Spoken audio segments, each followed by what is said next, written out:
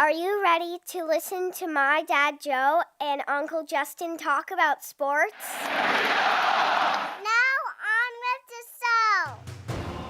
The Joe Mays and J-Raff Show is brought to you by Mays Sandwich Shop, which have been serving the greater West Lawn area delicious food for over 70 years.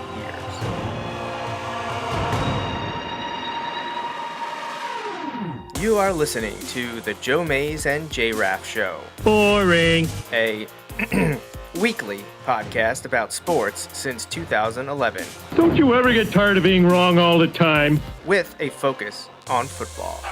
Second and goal. Pass. Got it. Touchdown. This guy has had some year. Al, I've got to tell you, in a pressure situation, I don't know if I have ever seen anybody be better than Matthew Stafford and Cooper Kupp. Wow, what a drive. 4th and 1. Burrow trying to keep it going, gets spun down, gets it away, and incomplete. Rams now running down to celebrate with a defensive play. And guess who? Of course. I mean, you don't even have to think about it. Pointing to the ring finger. When everything was on the line for the Rams, yes, we know it was Aaron Donald. But the Rams were built to win the Super Bowl, and they have sealed the deal. Now, here are your hosts, Joe Mays and Justin Raffoff.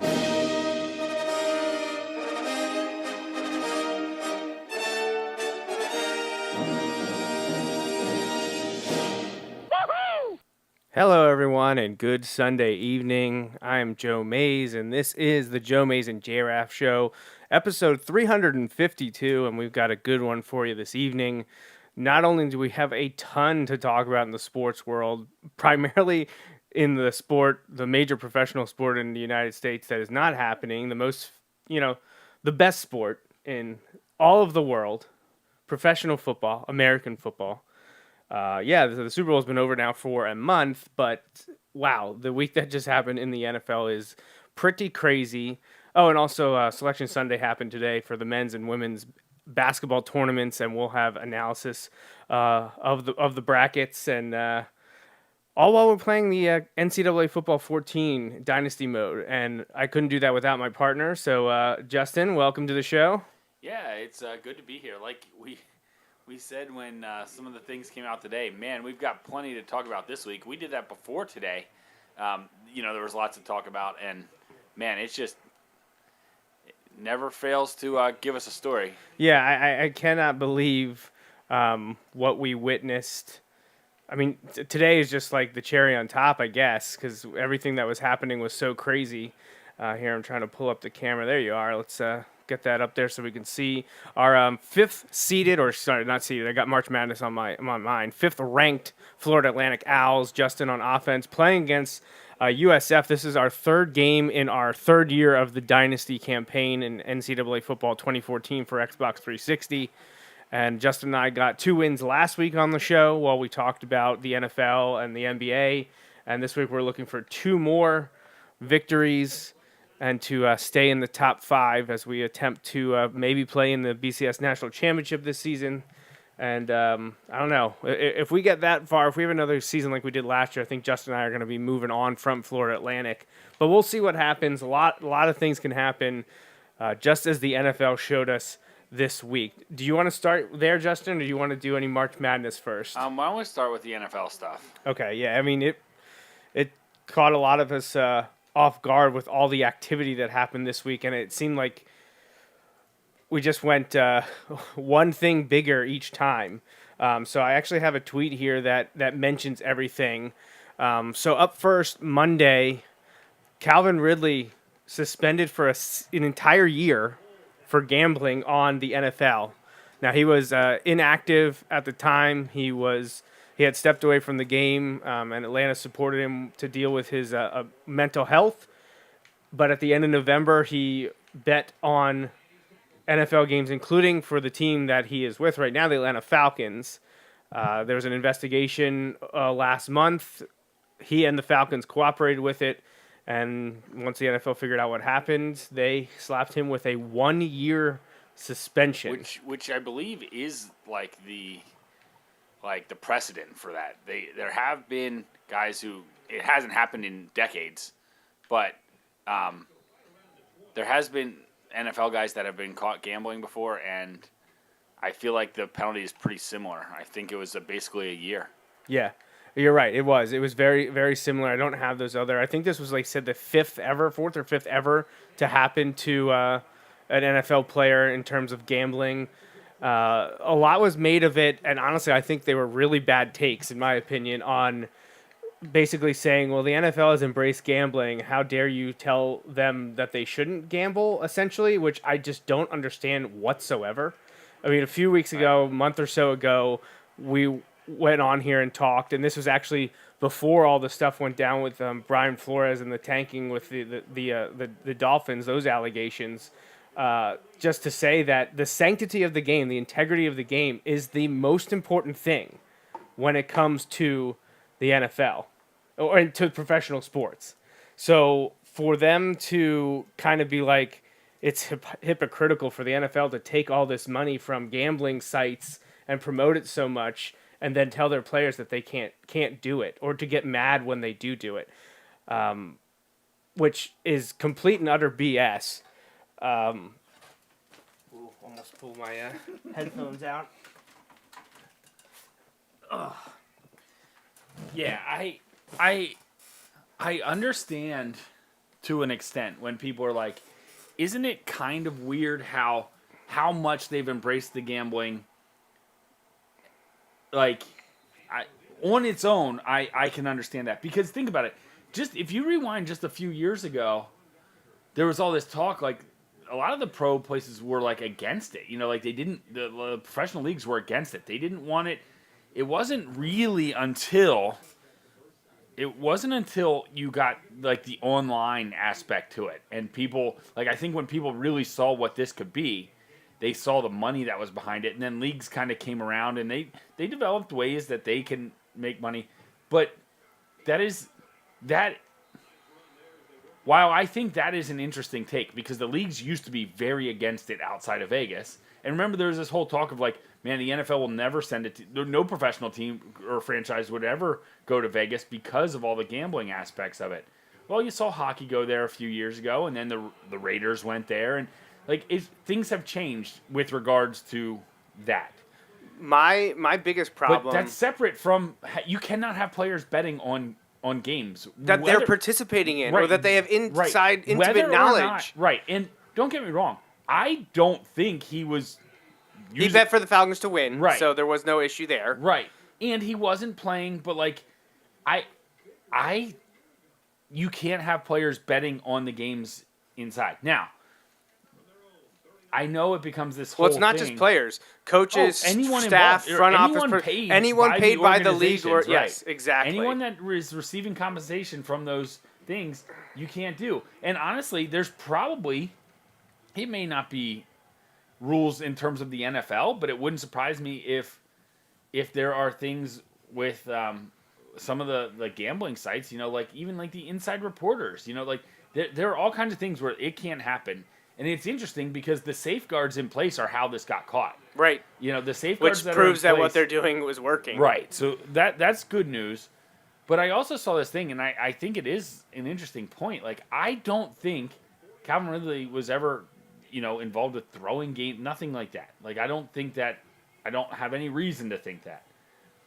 But when you see him drop a pass now, when you see him, and everyone will be wondering. Like, look, I'm not saying he is, but he created the situation in which everyone's going to wonder now.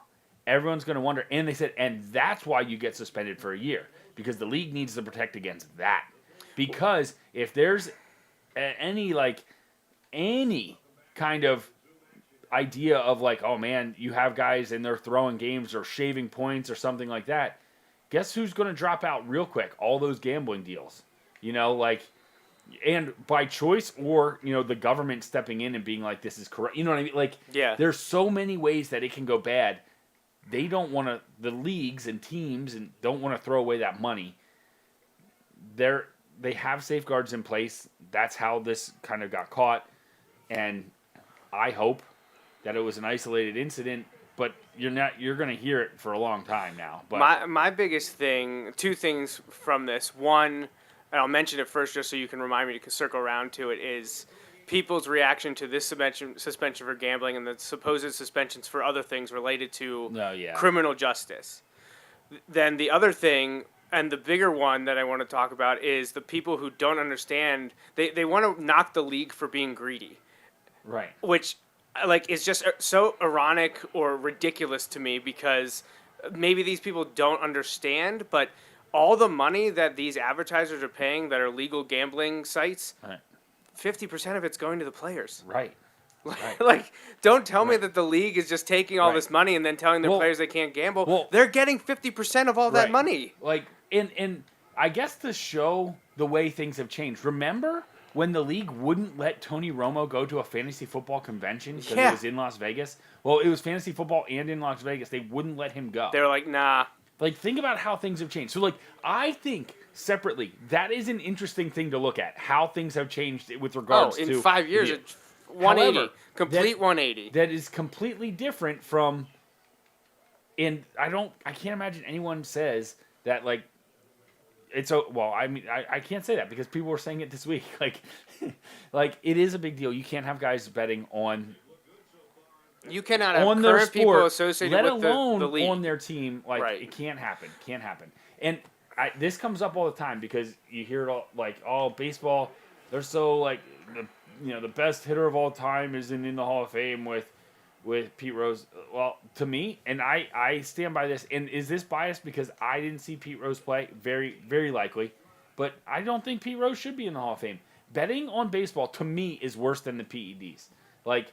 And I know people are like, well, he never bet against his team. Well, a couple things. One, he's lied about and changed his story about 16 times. So, like, I don't believe anything he says. Second of all, when you bet in baseball, if I come to you and I bet 5 times this week on my team, and on Saturday I don't bet on my team, what does that tell you?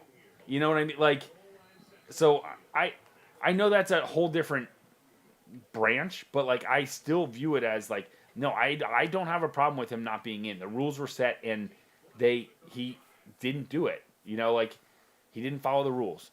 And so I understand it's different here, but based on what the NFL has done in the past, you know, and 1 year, that's what Calvin Ridley has done.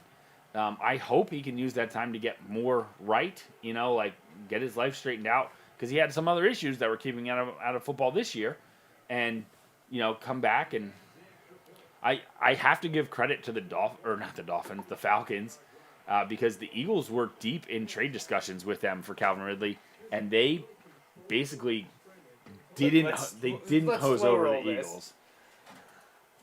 Yeah, but I mean, imagine the blowback if that trade had gone through and then they were like, yeah, we knew about it. Like, it would have been even worse. The league probably would have stepped in and nullified the trade, you know, like. So I want to just the point was emphasized of what I talked about, of how the players are benefiting from the gambling too. It's not like the league is getting all that money, which is just, it's mind-boggling to me that people can just be so ignorant to some, like, it should not be mind-boggling that people are ignorant to facts. Like, that shouldn't be mind-boggling. That's just how we are. But the players are benefiting from the relationships with legalized gambling. Like, they are. So I don't think it's ridiculous to ask them not to bet on the NFL. And honestly, it's kind of crazy that they're allowed to bet on college football because of the link that they have with their alma maters. But yes, they're allowed to bet on everything else. They can bet on anything other than professional football.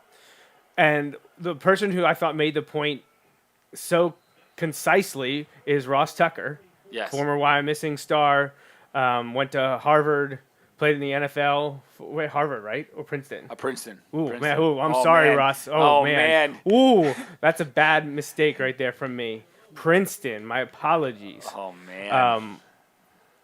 He went on, this broke late at night, and he has a podcast he does every morning. He's like, I didn't want to wait until tomorrow. And he spent just like a minute just basically saying, take some personal responsibility and accountability for your actions.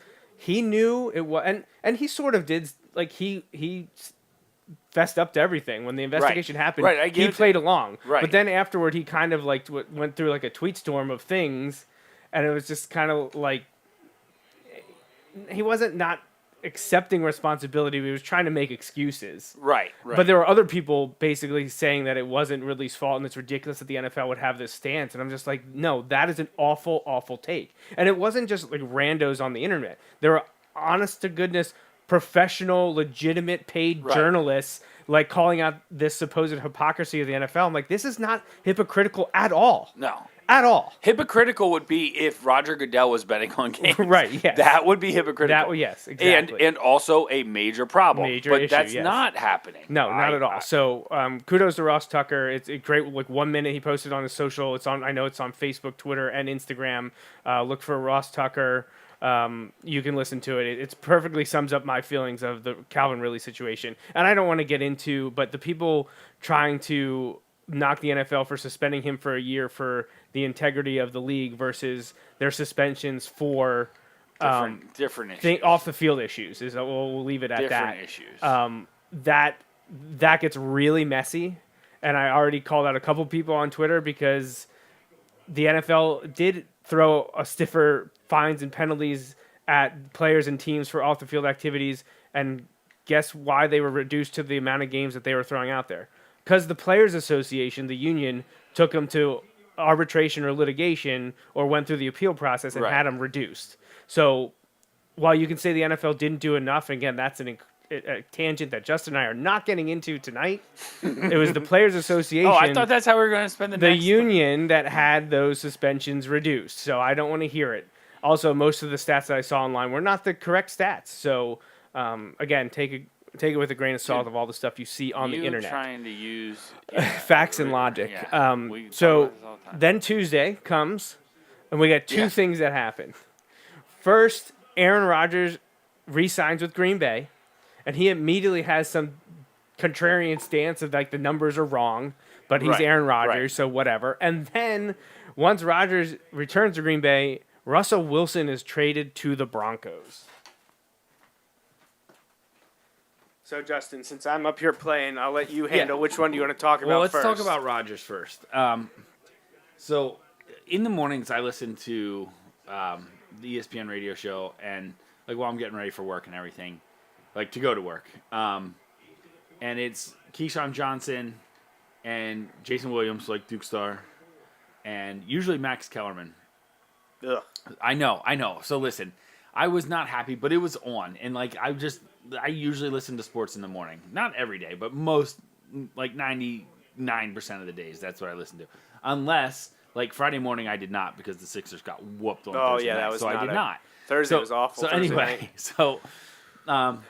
however, they surprisingly have grown on me. Like, I just don't like Max. No, I understand. So here we go. This is my Max story. Max was the original guy on Around the Horn, and he was fine there. And then he tried to be like more than that, and it didn't work.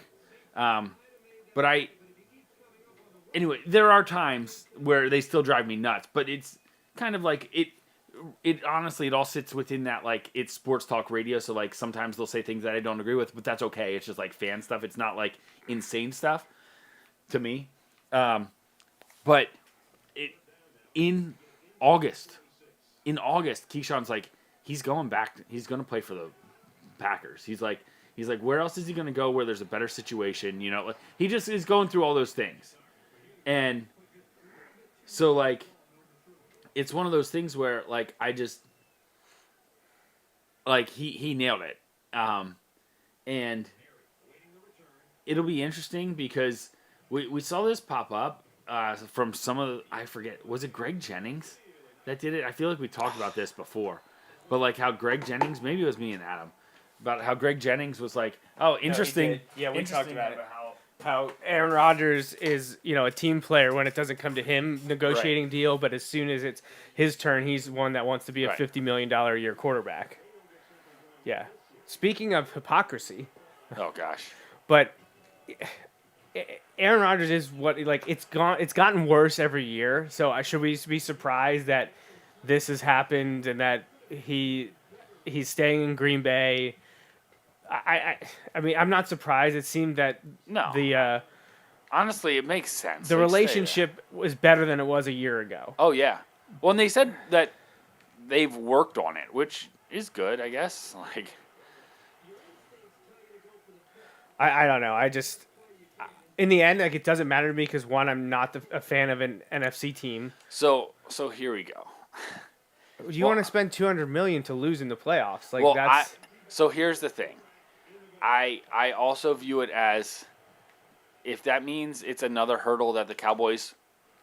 nice. Oh, you see that user pick, baby? Nice. But if you want to use, like, I view that as another hurdle for the Cowboys still. Like, I know they've had trouble, but, like, that's okay because while I don't like and will not, like, root for Aaron Rodgers, I will root for them over the Cowboys any day of the week. So I think we did our, like, rooting rankings, remember, going into the playoffs, and they were, like, the second to last. Yeah. Because I had the Cowboys last. So, good. I mean, people who are Packers and Rodgers fans, like, they're happy, but I feel like most of the NFL is just, like, kind of laugh about it. Like, Right. that the Packers are going through this with a diva quarterback again, that Sixers won. Nice. 116, 114. Nice. Like, I feel like the rest of the NFL and even some of the writers are just like, yeah, there's no way that this isn't going to end poorly, like, with the team coming up short because...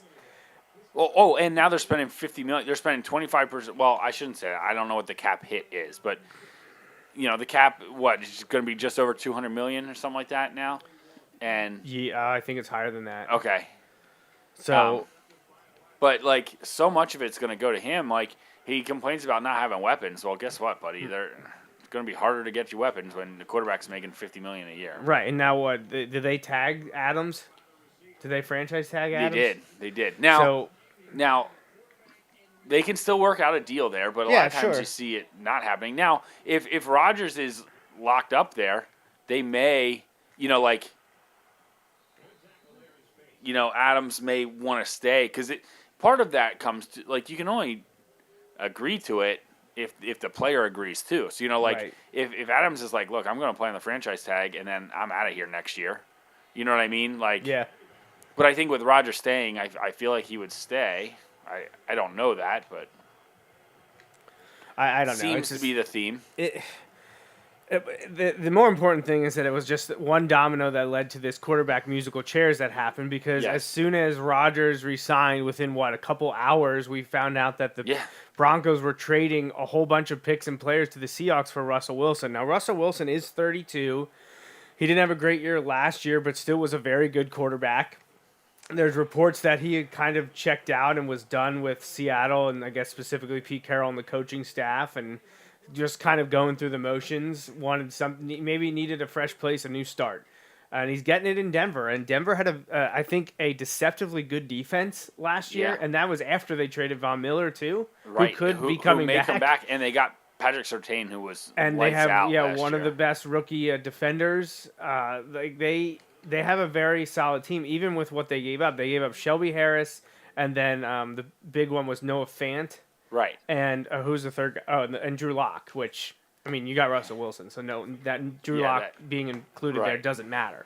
And obviously Shelby Harris and Noah Fant are big guys to be replaced, but the Broncos have a very good core of young receivers because I see everyone mention Cortland Sutton, Tim Patrick, and Jerry Jeudy. KJ Hamler's coming back off of an ACL tear that happened early last year. Yep. Hopefully he can keep it together. They just did release Deshaun Hamilton, so the double Penn State receiver isn't out there anymore. But even without Fant, they have a good amount of offensive weapons. They just need some offensive line help. So now they have Russell Wilson and that group of receivers. They find an offensive lineman and even a piece or two on the defense. All of a sudden, the AFC West is incredibly interesting. Right. I saw the one thing. It's like, Russell Wilson works a trade to get out of the NFC West, and now works which you could have argued last year was the best division in football, and now it's even better. Now it's because I don't even know if this we didn't get to it yet. Okay, we didn't even get to it yet. That's going to be on Thursday's news, right? So, Russell Wilson to Denver is interesting. Like, I think he's obviously an upgrade over Drew Lock, who I've been holding out hope for a while. I don't know why, but they have some weapons, but I feel like the weapons were kind of underrated in Seattle, in my opinion. Not underrated, but like Tyler Lockett and DK Metcalf and some of those other guys were there. They just couldn't protect him. Well, I think that's probably going to be the problem in Denver still. Right. And they don't have first-round picks. They don't have high picks to get them, but whatever. They can make it happen, I guess. It'll be interesting to see, and I'm intrigued by it. Yeah, I mean, I don't know that you can compare the Broncos receivers and the I think Seattle Broncos receivers. fans had talked themselves into the fact that Rodgers was coming, though. Like, I think they were thinking, oh, we got Rodgers. He's going to work his way here. Well, to me, and Wilson is a smaller headache, so I would 100%. 100%. And you're going to pay him, even if you're paying him $35 million a year or whatever, you're going to be paying him $15 million less than you're paying Rodgers. Right. Like, so yeah. So that happened. Then the next day, on Wednesday, Carson Wentz is traded from the Colts. Gets traded, right? And supposedly that decision that they were moving on was made months ago, shortly right? after they lost and didn't make the playoffs. They had a 97% chance to make the playoff going into week 17. Who did they lose to before the Jaguars? Because wasn't it also a bad loss? It was a bad loss. It wasn't. No, it wasn't the Texans. I don't remember.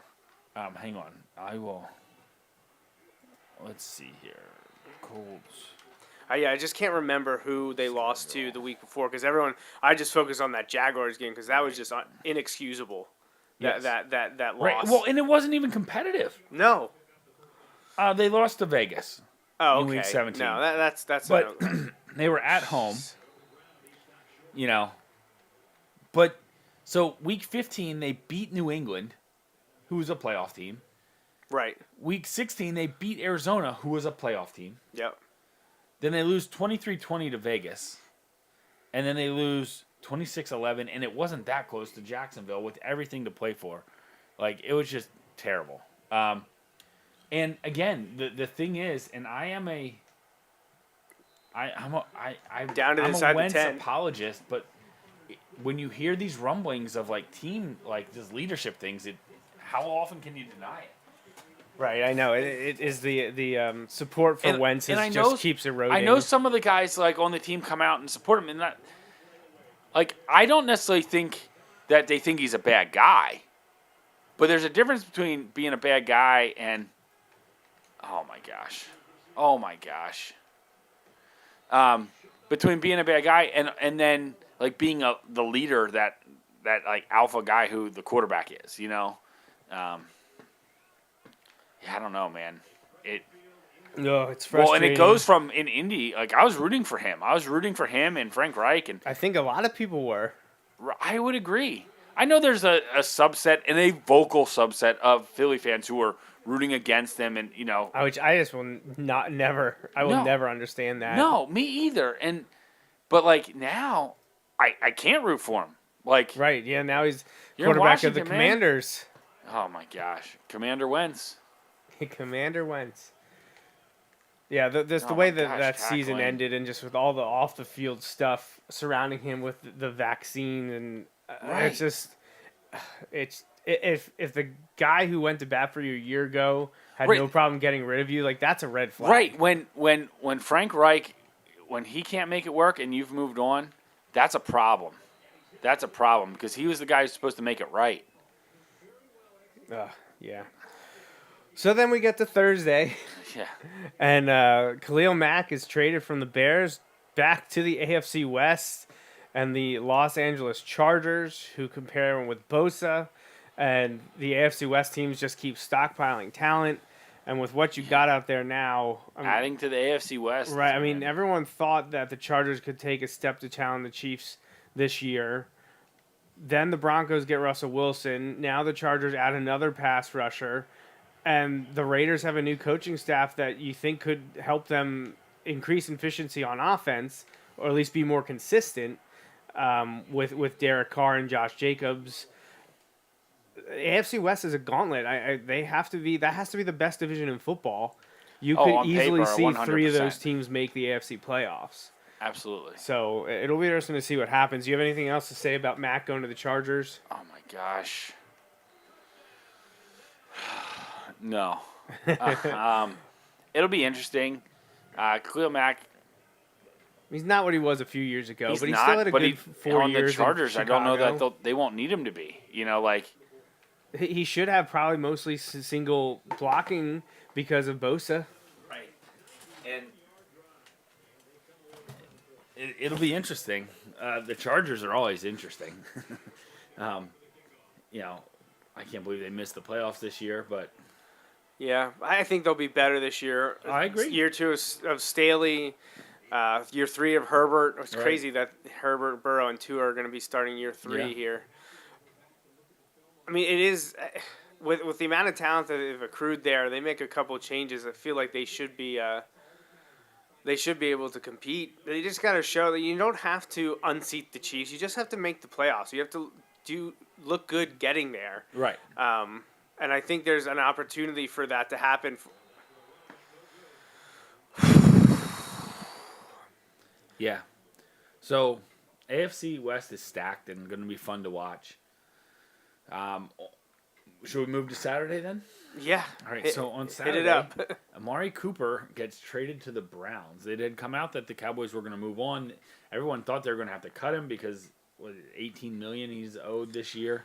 And it's interesting because you got a lot of people say, "Oh, well, he wasn't that good," but he's still really good, and he's young. He's not that old yet. Like, he was real young when he went from the Raiders to the Cowboys. I would have he loved. was. I didn't necessarily want the Eagles to pay him $18 million, but I would have loved for the Eagles to get him. Yeah, well, when But I saw then what the Browns Cowboys gave got up, something for him, I'm like, okay, a 5th and a 6th, right? yeah, I think it Good was. catch, good catch. That's I'm kind of mad that Miami wasn't more in on that, especially because they're also shopping Lyle Collins. Like, Right. get both of them. Get Right. both of them. Right. Like, I know. for the Dolphins, I Yeah. mean, who can't use an offensive lineman and a wide receiver? Like, Right. But they're and this is what we saw with all the big contracts they've signed, and some of the big ones they're going to have coming up. Like, and I know they're not there yet. Like, they've got years. Like, they're only a year into Parsons and stuff. Like, I know that some of those are way down the road, but those guys are gonna when they have draft picks that work out. Like, you're gonna need to start paying those guys, and it's gonna be interesting. right. And hopefully awful for them.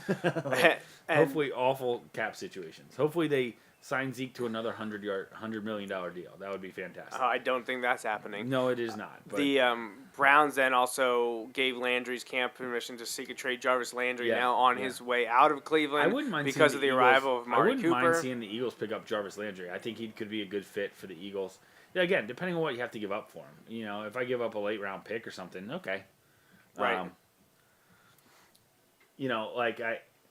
I really wanted the Eagles to get Chris Godwin, but he got franchised. Now, Franchised. is this the second year in a row he got Yeah, franchised? he can't be franchised next and year. they Or gotta be- I guess he technically can, but he has to get he gets quarterback money if he gets franchised He'd be again. making probably over $20 million next year, just for next year, because they talk about that how you can get it 2 times, Well, will be but third even time. the second time is A usually 40% big. increase, I think. Right, so he's going to get paid, and if Brady's going to be there, why wouldn't he want to go back? Well, yeah, now, yeah.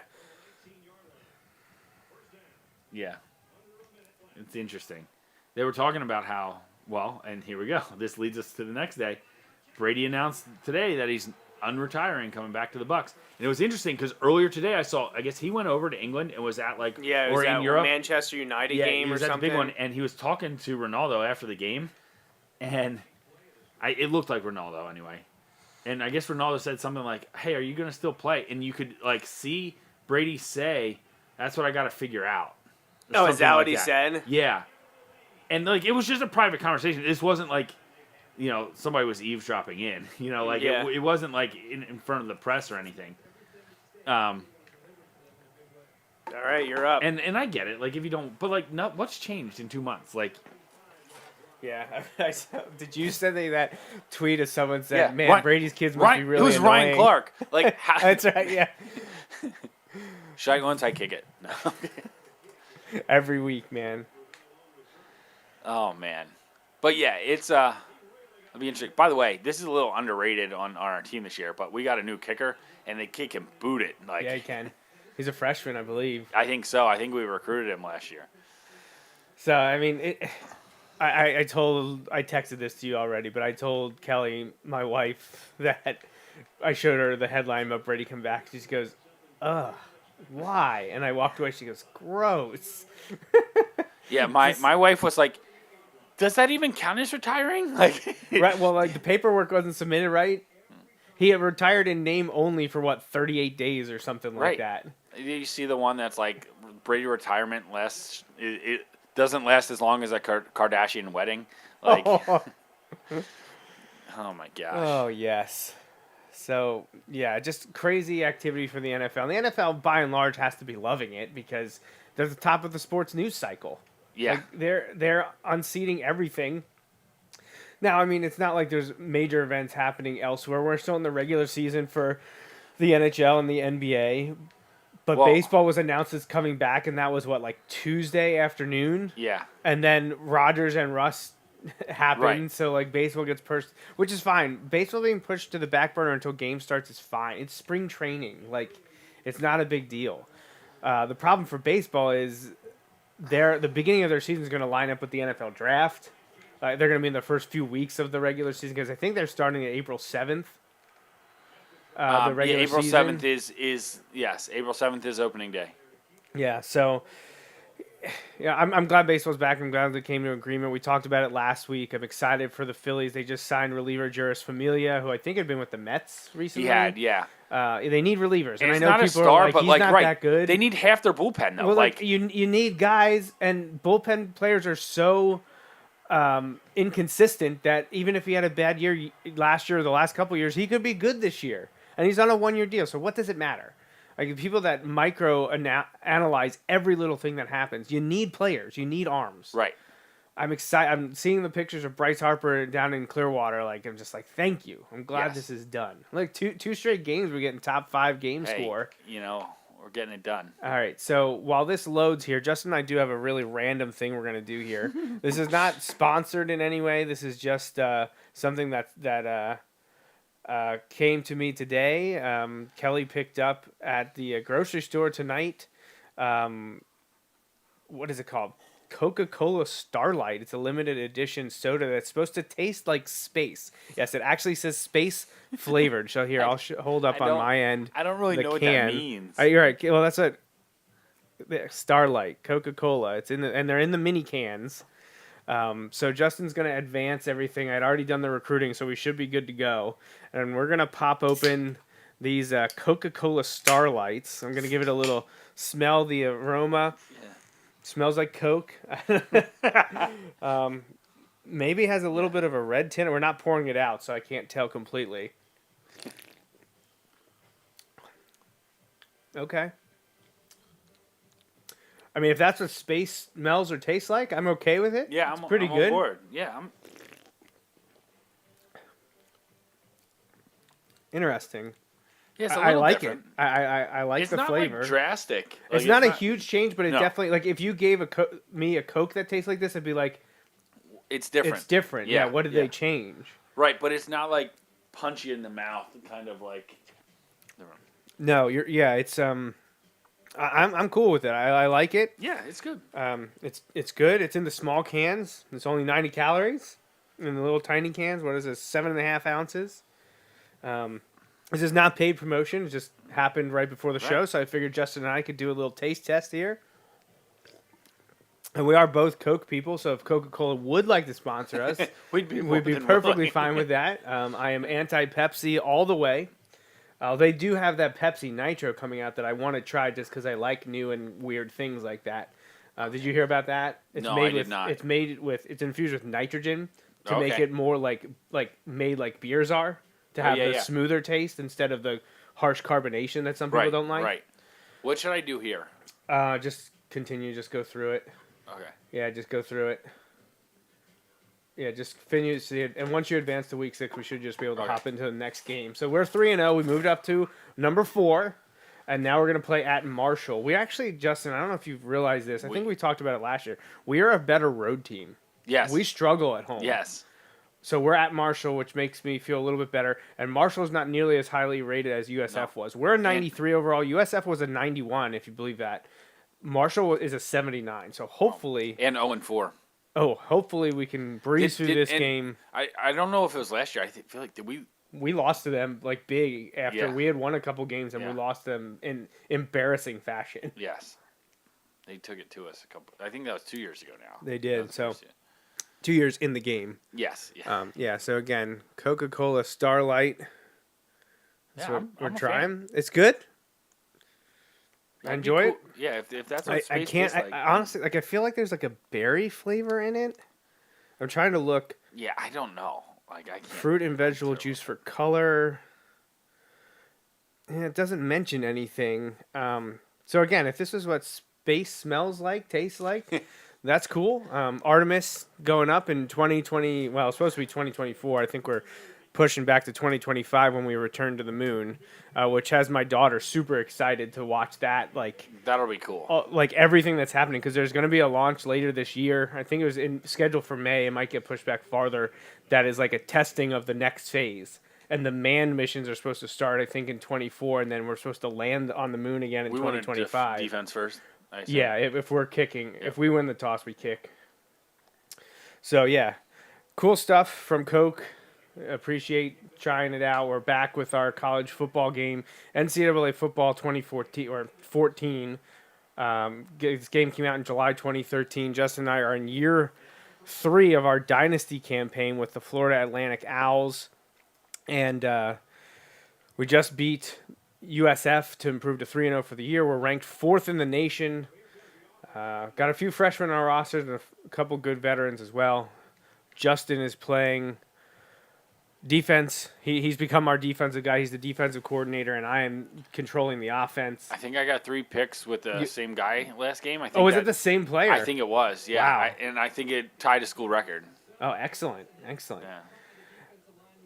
So, Justin, now since we pretty much covered the NFL stuff, and that was a lot of fun because a lot happened this past week. What? Never mind. I'll say it. Starlight giving me burps. I was here. gonna say, why just both just have a not great reaction to it. We have an allergic reaction to it. No, if we lose this game, though, I'm never drinking Starlight again. I can tell you that. Absolutely. So NCAA basketball tournaments get started the end of this coming week. Both the men's and the women's. Men's kicks off on Thursday. I think women's is Saturday. Well, men, there'll be some games Wednesday. Well, right? that's true. The play-in games or whatever they call that. Yep. I mean, it's not technically the first round. It's the play-in round of Yes. four teams. It whittled the field from 68 to 64. And the tournament bracket was picked out earlier today, and I'm going to go play offense, and Justin's going to get their discussion started on the brackets. Yeah. I guess before we get started here talking about the bracket, I just want to remind everyone that, as we always have every single year of the show, other than the 2020 COVID year, we are having a bracket challenge through the Joe Mays and J-Raff show. It doesn't cost anything to enter, and you don't get any money to win. You get bragging rights. You get a show T-shirt, free of charge, and the opportunity to come on the show with us. And it's been a lot of fun in years past. Having the winners other on. than your sister, that would be fantastic. Well, I said the topic must be approved by Justin and I. That is always going to be a requirement. Ever since the disaster with my sister wanting to us to talk about the attractiveness of athletes, which is just a no-go. It's just a no-go. Right. But we're married men. When she wanted us to talk about dudes, we turned it on its head and we made it fun. So. But that is through ESPN's Tournament Challenge. I always put the link up on our Facebook page, on my Facebook page, and I'll share it on Twitter as well. So if you want to get in, the password is capital PSU, all 3 are capital letters, PSU 2022, and that'll get you into our Tournament Challenge. It's all for fun. We always enjoy updating it every week that the tournament goes on. And I'm sure with Penn State not in once again, Justin and I are all in on Marquette and probably Villanova. I'd love to see Marquette. And speaking of friend of the show, Adam, I am sure he is going to be rooting even harder for Marquette because their first round playing- matchup is against UNC, Yes. and Adam is a huge Duke fan. Oh my gosh, he's going to be rooting so hard for Marquette. But yeah, absolutely. Like, I hope Marquette can win that first one. That's an 8-9 game, so like kind of like a toss up there. Marquette has really played really well and outperformed what people thought. They were picked to finish like maybe 9th in the Big East or something like that preseason, and finished like 4th or 5th, like right around there. Like, so they had a very good year under first year at Marquette. Shaka Smart. So I didn't get it. Yeah, Shaka Smart, what they were able to do with this team, I don't think anyone expected Marquette to play as well as they did this year, but they have played really well. They're back in the tournament, and local high school product, Stevie Mitchell, is an important role guy for them off the bench. He's been named one of their Shaka Smart gives out like the domino player, the guy that was most integral to the win and his performance. Stevie Mitchell has won that. I got my Stevie Mitchell Marquette jersey on, wishing them best of luck this season in the tournament. They've had a great year so far, so I would love to see them technically upset North Carolina in the first round. Right. Man, even if they just get one, like they get a win. I don't know who they'd have in the second round. Then probably the 1 seed, right? Let me As pull up the the 8. bracket. Let's see. Yeah, they would play Baylor Yeah, that would be a tough matchup. But or Norfolk State. You never know. you never know. Yeah. So beating North Carolina would be huge, though. I know this isn't like a stereotypical ball. like top UNC team, but Got it back. yeah, but so the year I went and saw Villanova and Duke playing in the second round out in Pittsburgh, that was the same year, and I watched it in the hotel. The year Virginia lost to the 16 seed as the 1 seed. So like it was just that was just a crazy. Then they come back and win it all the next year. They won it all the next year. Yeah, like I felt really good for redemption for a lot of those guys. That was kind of cool to see. Not really a Virginia fan, but like it was cool to see. All right, so if we look at the 1 seeds, I don't think like these. They had these pegged from the start. Gonzaga is the 1. Baylor's a 1. Arizona's a 1, and Kansas is a 1. And there could be arguments made for other teams, certainly. If you look at the 2s, you have Kentucky, Duke. I think if Duke would have won last night, was that last night? Yeah. Or 2 nights ago. If they would have won the ACC championship, I think a stronger case could have been made for them. Villanova lost too many games like throughout the year to be a 1, but they're a 2, and Auburn is a 2. But Auburn, of those, let me see. Kentucky didn't win their conference championship, like the tournament. Duke didn't win theirs, and Auburn didn't win theirs. So like that may have kept some of those teams from being 1 seeds. I don't know. You get into all of that stuff, but you look. I think they said that Wyoming and Indiana were the last 2 teams in because they are a play-in for a 12 seed, and like they were just talking, and that's how that works. The winner of that game will play St. Mary's, who beat Gonzaga earlier, just a couple weeks ago. Lost to them in their conference tournament, but beat Gonzaga earlier in the year. So just want to cut in. Yeah. We apparently are losing our sponsorship because my dad likes Pepsi better, he says. Well, which I call BS on, I was just going to say, like, it's just another... I mean, he always... it's another fan opinion that your dad is on the wrong side. It's okay. One of the most famous Bill Mays-isms is Coke or Pepsi, whatever you got, because he just wants non-diet cola. Right. But I think if you asked him to choose, I truly do believe he'd pick Coke. But as is the case more often than not, he's just trying to be a jerk and stir the pot. Especially when it comes to something related to you. I was going to say, it does not help your case that I am on the side of I mean, he likes to Coke give over Pepsi. me crap often as well, but when it's combined with your presence, right? it's through the roof. If the opportunity is there to disagree with both you and me, he's going to. Oh, he's going to seize that opportunity. absolutely, Right. like uber contrarian. Like, oh well, Justin and Joe say this, I'm going opposite. I gotta give him credit though. It takes a lot of guts to just go To on the be record wrong to that be wrong. often? Right? To continue to be that wrong. I'm actually surprised he's watching because he's always on record saying that he hates when we play the video game. So I'm surprised he hasn't fallen asleep yet. He always tells me he falls asleep to the show. So, it is what it is. But I mean, I watch very little college basketball during the year. I caught a few Marquette games, a few Penn State games. Outside of that, I don't know if I've watched. I didn't even get to watch anything other than like the pre and post game stuff for the Duke game with Krzyzewski last week.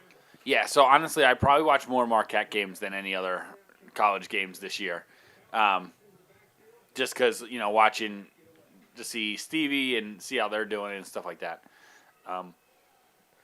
So It just also, I'll be honest, and I know this is against kind of what we talk about on the show and all kinds of stuff, but I've been following the NBA more and more. Like I say, the Sixers, not necessarily the right, NBA yeah, wide, but like, you got yeah. but like I make that qualification too. I may be watching more of the Sixers, but I'm not watching more of the NBA. There are other teams, like if the Warriors are on, and I know the Warriors have reached that point where they, people are sick of them and stuff like. But like, when they're all playing and they're, oh my gosh, it's just so different to watch. Those guys just light it up.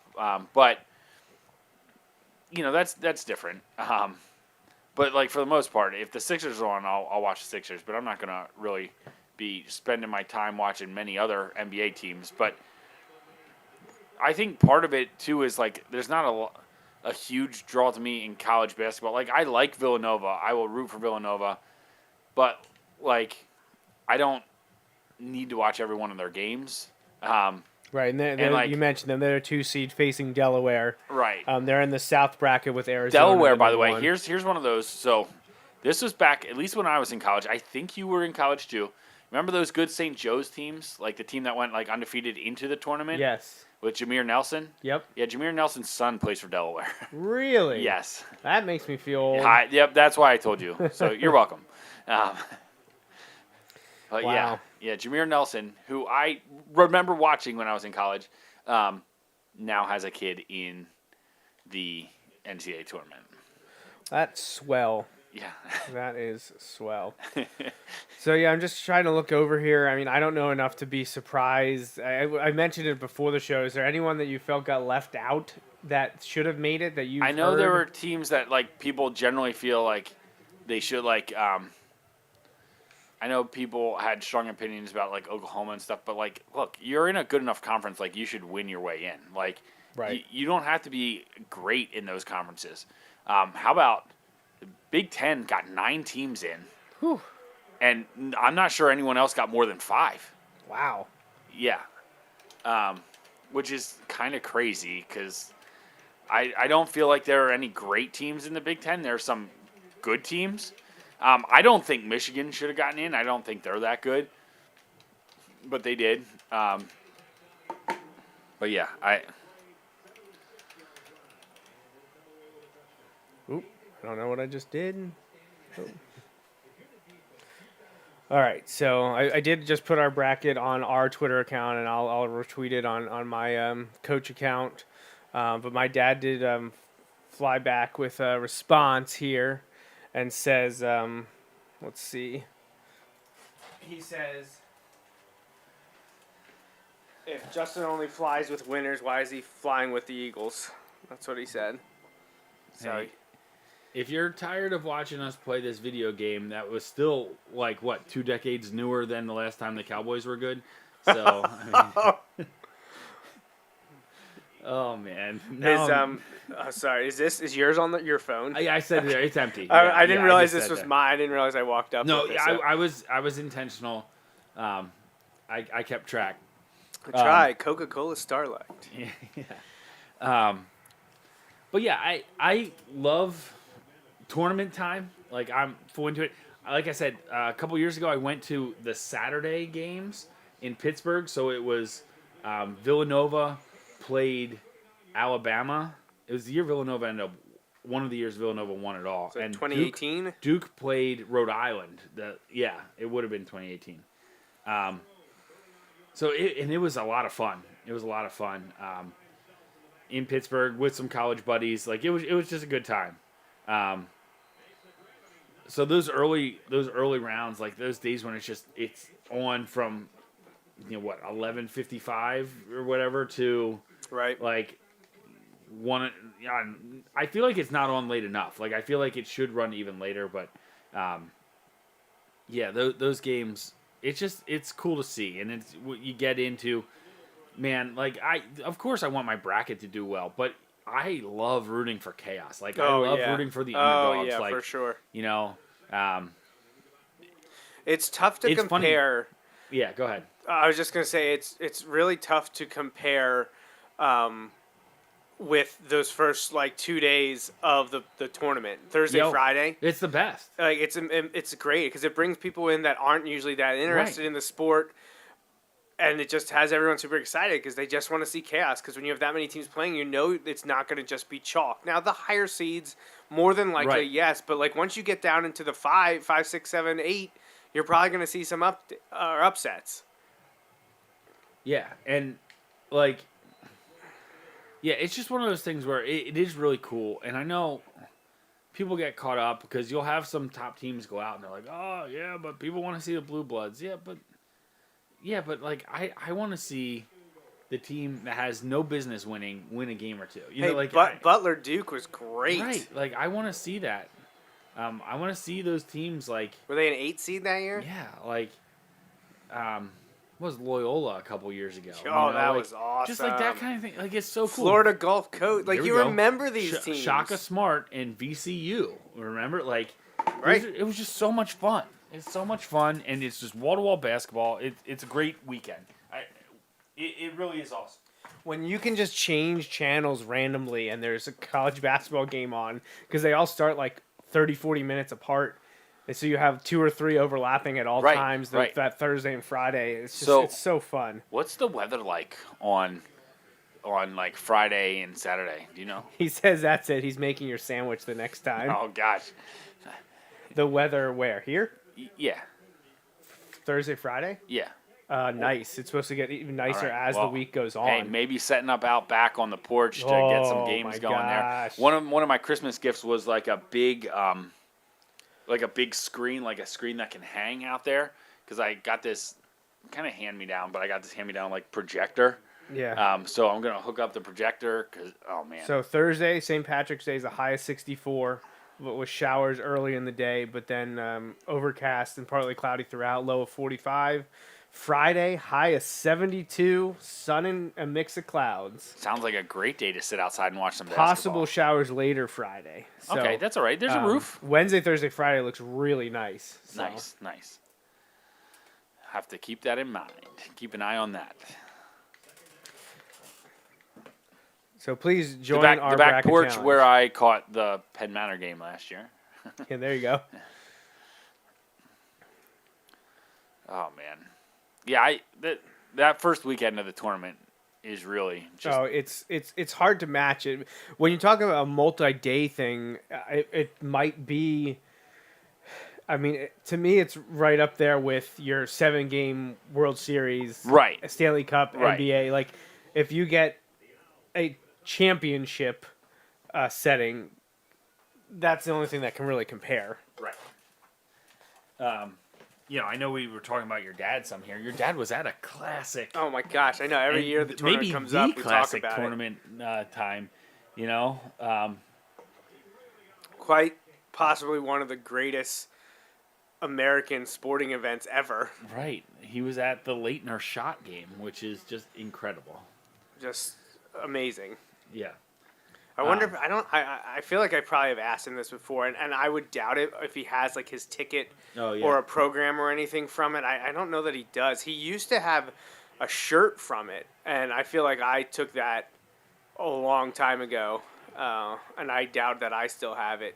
I think it was the Elite Eight shirt, from the because it was in Philly, right? That was the whole thing. Yeah, right? it was in Philly.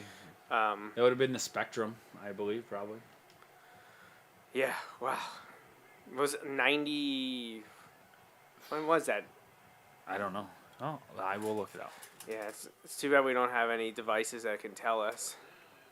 I just can't remember the year. I want to say 94, but I don't know if that's right. But I 1992.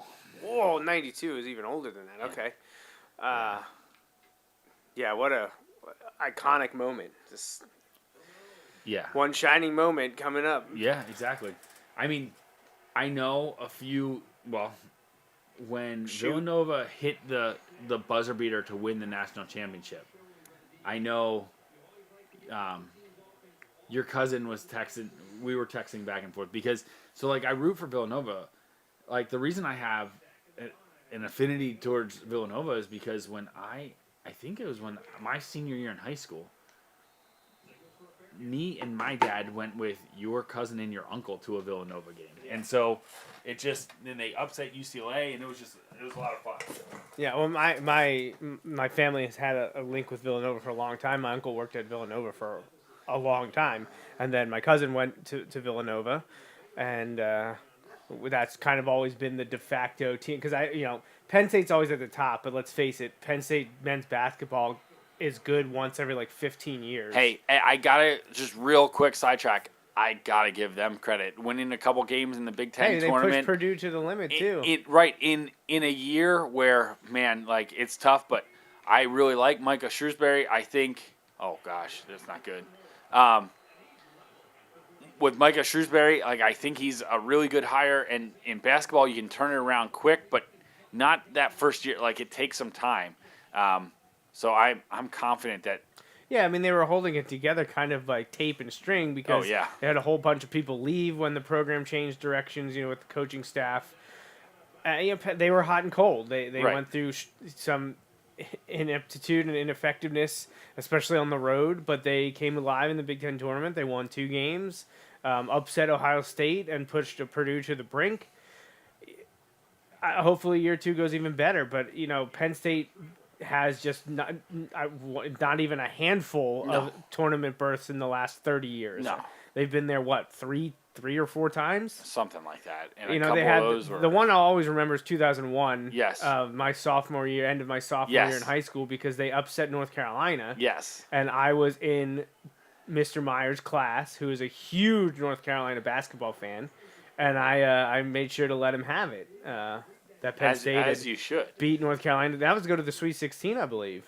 I think so. So, yeah. So, anyways, what I was saying is that you gotta back up teams. If you're a fan of a team that isn't historically good, you're always going to root for them. But when they're not playing, you want to have an interest. So for the longest time, it was Syracuse.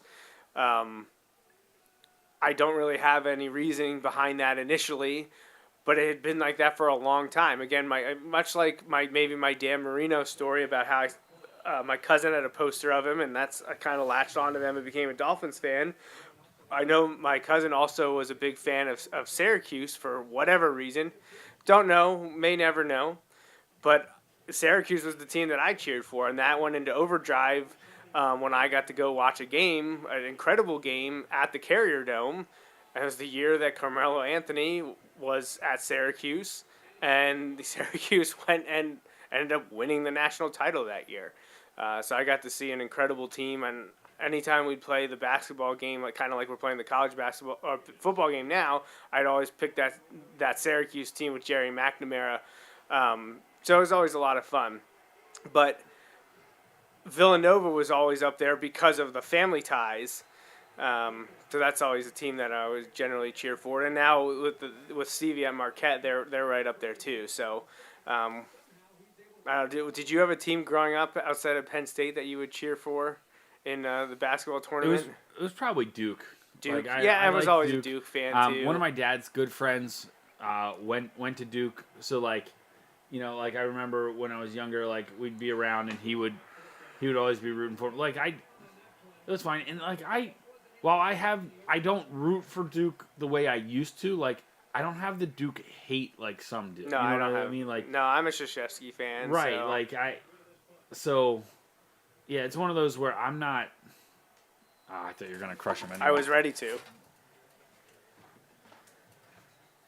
I am not on this game at all. I'm having a rough go of it. Hopefully we don't need a touchdown here at the end because I'm not feeling it right now. But yeah, so Penn State, Syracuse, Villanova, Duke. Those are kind of the biggest ones growing up. Now Marquette. So I went and saw Penn State play Penn once at Hershey Park Arena. Okay, and they called. It was a crazy game, and Penn was winning, and the buzzer goes off, and they run into the locker room, and they actually bring them out of the locker room because they're like, no, there was a foul before time had expired. Or at the buzzer, and Penn State hit foul shots to force overtime. Oh, nice. And then Penn won in overtime. Oh, but that's disappointing. it was such a crazy thing, and I was a little kid, so my dad's has to explain it. You know what I mean? Right. Which is funny because I find I completely understand what that must be like now because that's how Austin is. He wants to know all this stuff, and sometimes how sport. Sometimes the stuff in sport doesn't make sense. So just trying to figure those things out was pretty interesting. All right. So I'm pulling up an article, and maybe you can skim over it while we talk here. It's just about Brady and the Bucs. I want to see what Pro Football Talk says about this. I'm going to just check if this is Florio, because Florio is someone I also have a love-hate relationship with. Yeah. But I'm interested to see if he's thinking the same thing that you and I were talking about, how this is Brady's last year with the Bucs, but I don't think it'll be his last year. I think he's going to play a year or two with the 49ers. And give it to Florio. Florio nailed this earlier this week. He went on the record on the air and was like, no, he's absolutely playing this year. Now he said I think he's going to force his way to San Francisco this year at the time. But we'll see. I don't think that's going to happen, but I don't think it makes sense. The compensation isn't there. I just don't think the Buccaneers, there's any package that San Francisco could offer. Right. And so it said Brady made it clear he didn't want a farewell tour, and he said, so is 2022 actually going to be a farewell tour? And he's like, he doesn't necessarily think so. And he said he could sign a contract extension to further that, but you know how he dictates the terms of his contract at this point. I cannot see him signing an extension. Right. Unless it in some way still allows him out after this year, right. It said he's like it's hard to imagine a scenario where he would retire when he's set to become a free agent. If he wanted to keep playing is basically what I was saying.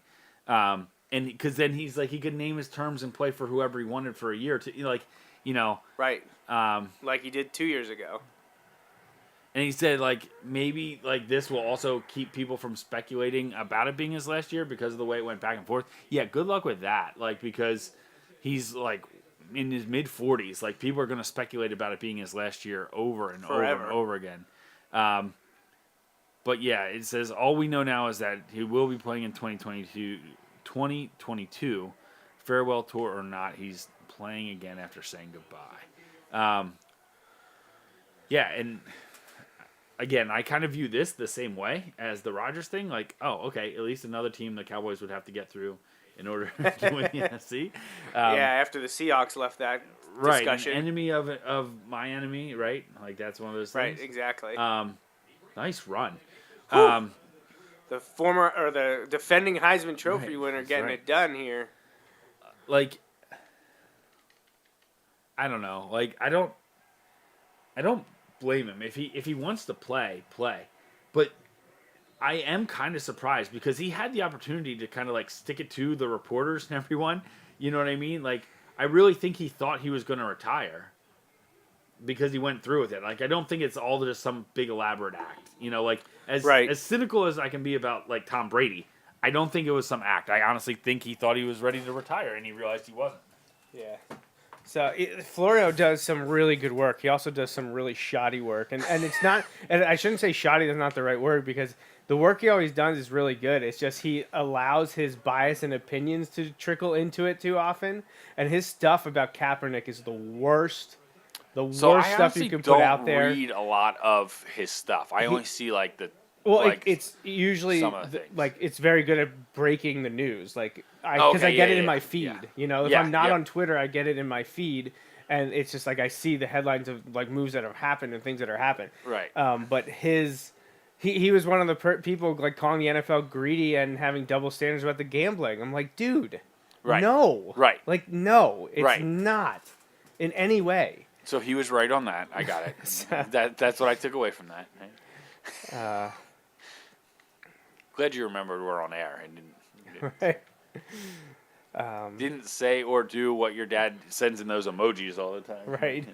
So, so my dad responded to us talking about the Leitner shot. He said, "Yeah, it was in the Spectrum. They were about 20 rows off the floor, behind the one net." That's awesome. So, I So I cool. don't think it was the net where the shot went in. I think it was Like, the net so where the they Grant Hill's end. where they inbounded it. Yeah. Right.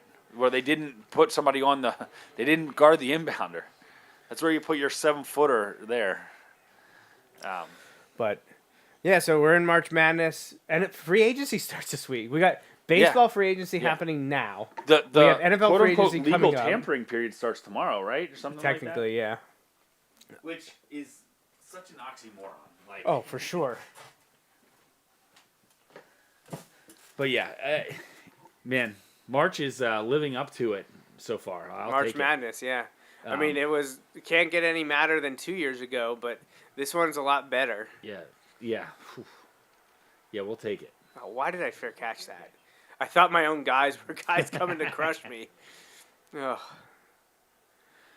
Oh man. It was a little dicey here for this one, but we're going to pull it out. We're going to be okay. We should be all right. We should be all right here. Oh, good blocking. Like, I made that guy look like Aaron Donald.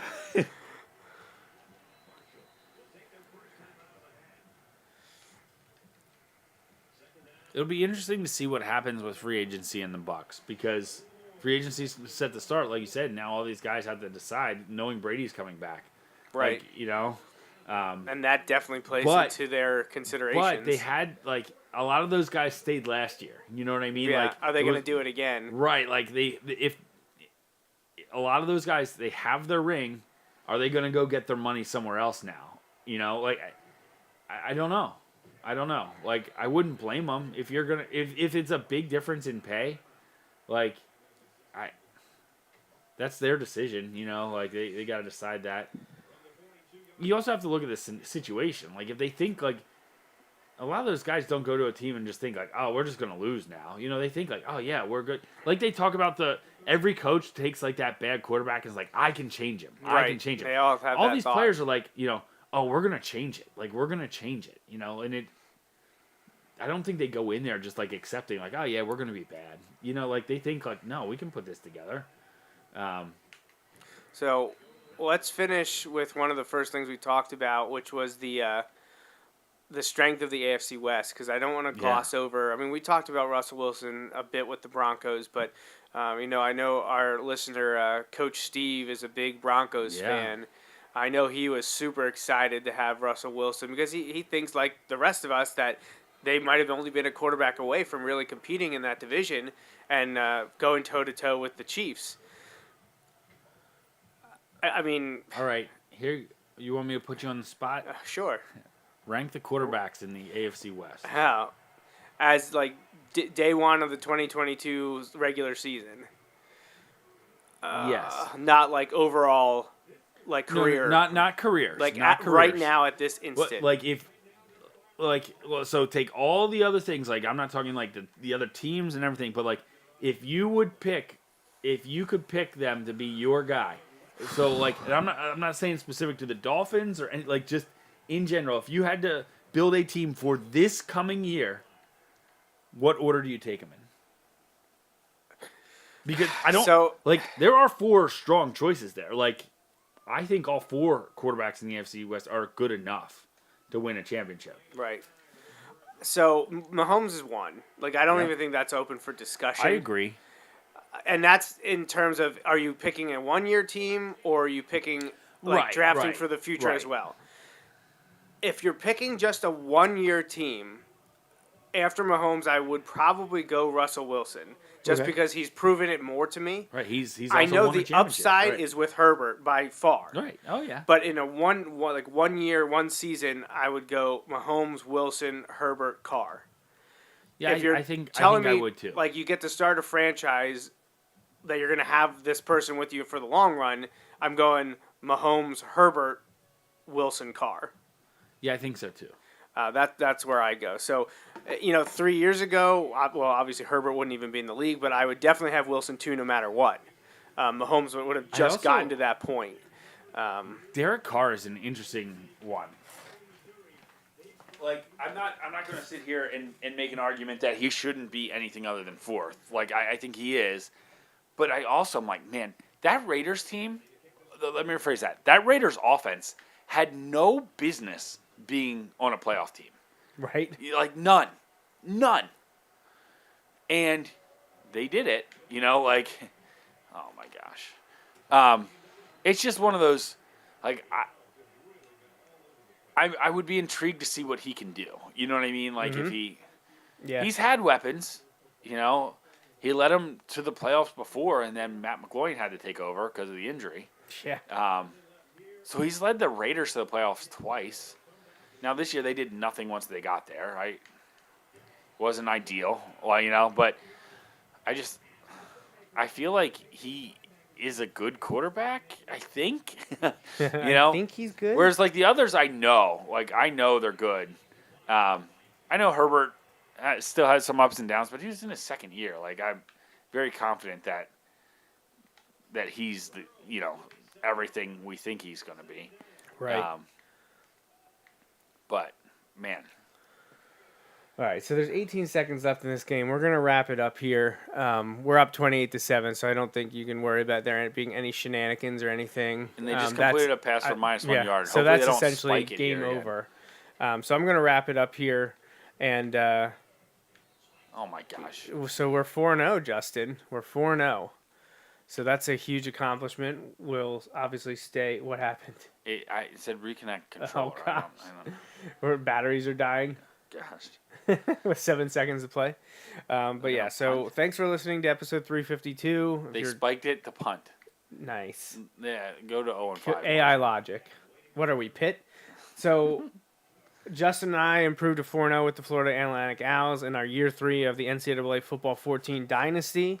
We're 24-7 in 2+ years. We got a conference championship, 2 bowl wins. Our first year was rough. But Our first year was rough. settled We in finished well. 7-6 and won the Hawaii Bowl. Right. We came on strong. I think at one point we were like 2-5. Yeah. But we improved and rebounded and won a conference championship last year. We finished in the top 5. I think actually didn't we finish 4th? I think last year. I think so. And that's where we're sitting at now after 4 games.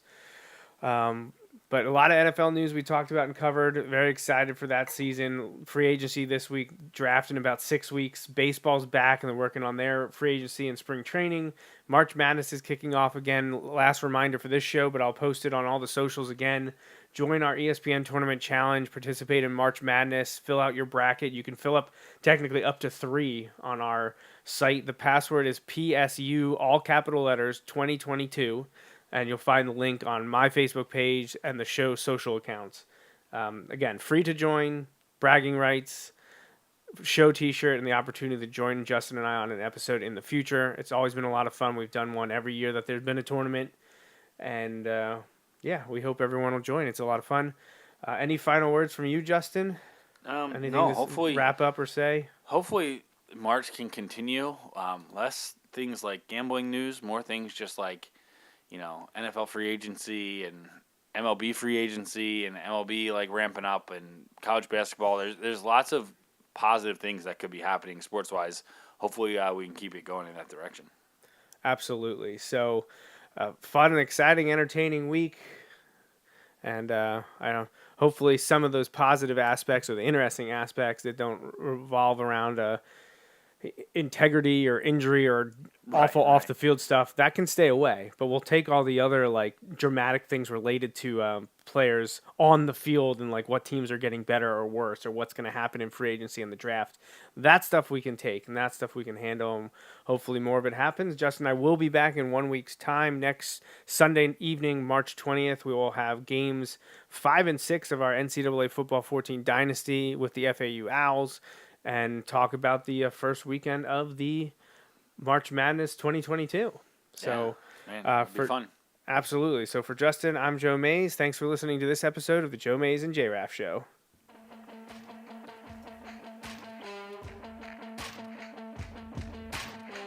That's a wrap on this episode of the Joe Mays and J-Raff Show, brought to you by Mays Sandwich Shop.